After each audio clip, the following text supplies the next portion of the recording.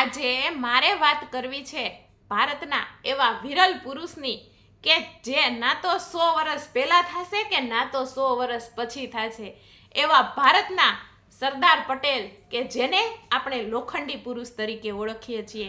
આપણા પટેલ સમાજનો જેણે કોલર ઊંચા કરી રાખ્યા છે ને, એવા આ સરદાર પટેલ સાહેબ, એવા આ સરદાર પટેલ. આપણે ગાડી પાછળ શોખથી લખીએ છીએ જય સરદાર, પરંતુ એના ગુણોને ક્યારેય આપણે આપણા જીવનમાં ઉતાર્યા? આપણે જો એના વંશજો તરીકે સાચે જ રહેવું હશે ને, તો એના વિચારો, એના આચરણો આપણા જીવનમાં ઉતારવા જોશે. સરદાર પટેલ લોખંડી પુરુષ શા માટે કહેવાય છે? તો કે જ્યારે તે કોર્ટની અંદર લડવા માટે જતા હતા, પોતાનો કેસ સોલ્વ કરવા માટે જતા હતા, ત્યારે ધીમે ધીમે પગથિયા ચડે છે ને, ત્યારે પગથિયે તેમને કોઈ વ્યક્તિ એક પત્ર આપી જાય છે. પત્ર વાંચે છે, વાંચી અને પોતાના ખીચામાં મૂકી દે છે અને પોતે કોર્ટની અંદર જાય છે. પોતાની દલીલો સાથે કોર્ટમાં પોતાનું કાર્ય પૂરું કરે છે અને પોતાની દલીલો પૂરી કરી અને જ્યારે તે આંખમાંથી દળ આંસુ વહેવા માંડે છે, ત્યારે પોતાના જે વકીલ મિત્ર હોય ને, એ પૂછે છે કે કેમ કે તમે રડો છો? ત્યારે સરદાર પટેલ પોતાના જે ખીચામાં જે ચિઠ્ઠી હોય ને, એ એમને આપે છે અને તેમના વકીલ મિત્રની પગની નીચેથી ધરતી ખસી જાય છે. કારણ કે સરદાર પટેલની પત્નીનું મૃત્યુ થયું હોય છે. ત્યારે તેમના વકીલ મિત્ર એમ કહે છે કે તમને તો આ પત્ર પહેલા આવેલો હતો ને, તો તમે કોર્ટમાં તમે તમારી દલીલ શા માટે રજૂ કરી? ત્યારે સરદાર પટેલ એમ કહે છે કે મારી પત્નીનું મૃત્યુ થવું ને, એ તો સંજોગોની વાત હતી, પરંતુ મારી ઉપર જેણે વિશ્વાસ કર્યો, મને જેણે કેસ સોંપ્યો છે ને, એ વ્યક્તિને હું કેમ હારવા દઉં?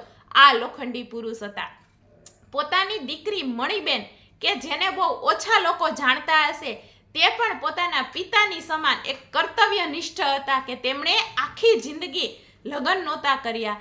એક દિવસ સવારે મણિબેન અને સરદાર પટેલ બંને બેઠા હોય છે. મણિબેન છે એ રેટિયો કાઢતા હોય છે, ત્યારે તેમને સરકારી ઓફિસર તેમની બાજુમાં બેસે છે અને હળવેકથી મણિબેનને કહે છે કે મણિબેન, તમારી સાડીમાં જે આ થીંગડું છે ને, એ તમને સારું નથી લાગતું. તમને ખબર છે તમે કોણ છો? એ કે તમે ભારતના નાયબ વડાપ્રધાનની દીકરી છો. એ કે તમે જેવા તેવા વ્યક્તિ નથી. એ કે ત્યારે મણિબેન એને કાંઈ જવાબ નથી આપતા, પણ સરદાર પટેલ એને એમ કહે છે, પોતાના ખીચામાંથી બોલપેન કાઢી અને એને બતાવે છે કે જો આ બોલપેન છે ને, એ હું 10 વર્ષથી વાપરું છું. એ કે માત્ર ને માત્ર આની જે અંદર રિફિલ આવે ને, એ હું બદલાવું છું, અને મારે જે આ ચશ્મા છે ને, એની પાછળની દાંડલી તૂટી ગઈ છે. એ કે પણ એને દોરી સાથે હું 25 વર્ષથી વાપરું છું, કારણ કે હજુ તો આપણો ભારત દેશ છે ને, એ આઝાદ થયો છે, એ નાના બાળક જેવો છે. એ કે અને હજી